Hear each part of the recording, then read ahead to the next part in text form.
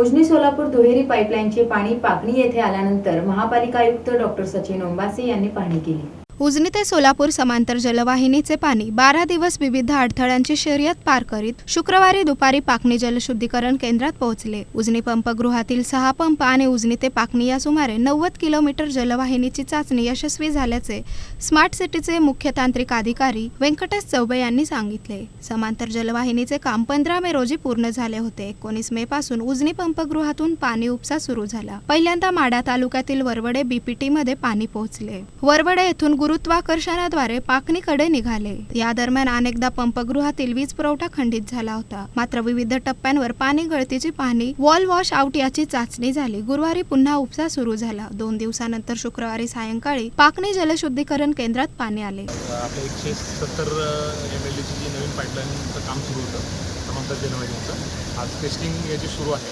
आज